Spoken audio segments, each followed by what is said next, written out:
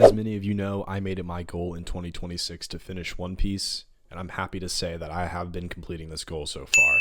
I just made it to episode 100, and I gotta say, it does keep getting better and better.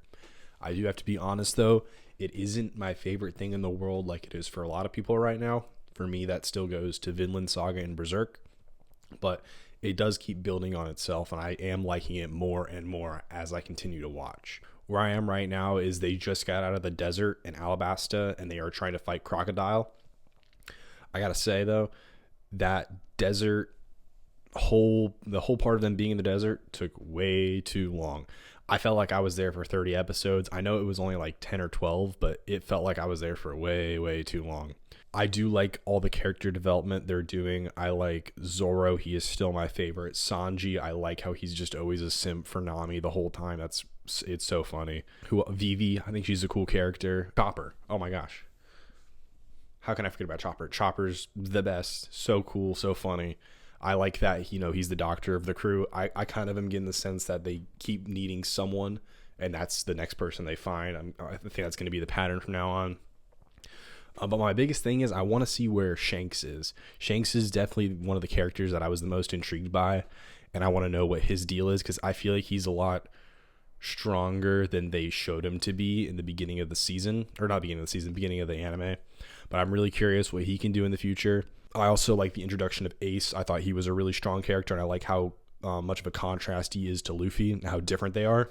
Little Town Island, is that what it's called? The one with the giants. I loved the giants. They were great. I'm so happy that what was his name? Broggy didn't die.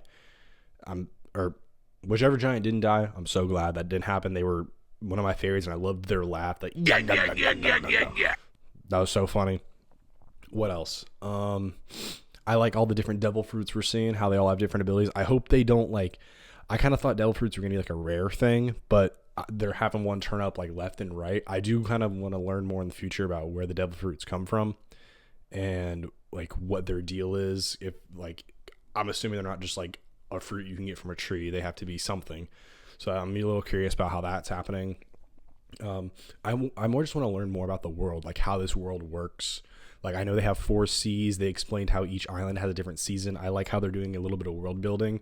I want to know more about that, like how this world operates. That's why I like Berserk so much, is because the world building in that is so immense, and you get trapped into the story. You just want to learn more and more and more. And I hope that's what they do in One Piece, and they move in that direction. And I like the characters they're building up. The new character, Miss Sunday, is that her name? The one with the arms, that seems like really overpowered. I don't know how they're gonna nerf that, but that seems kind of broken. Favorite trope so far is definitely Sanji and Zoro kind of butting heads the whole time. I think them as a duo is pretty good. Luffy just always being hungry. That's pretty funny. I like how much he's just like an absolute idiot, and it makes it really, really enjoyable.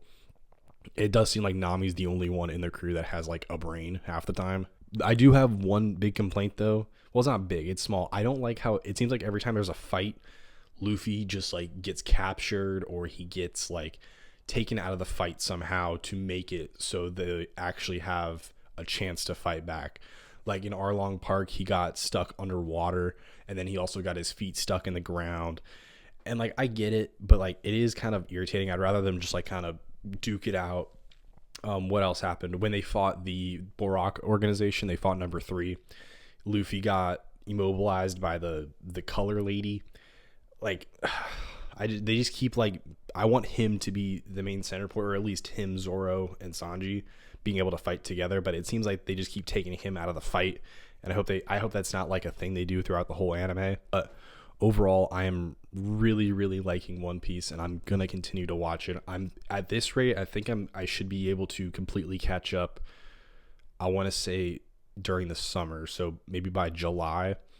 I am in school right now and also working, so the only time I can watch it is at night, right before I go to bed. So I'm usually watching around 3 to 4 episodes a day. Hopefully, when everything's settled down, I can kind of just start binging and getting through the whole thing. But I am really liking it. I hope you guys follow my journey, and that's about it.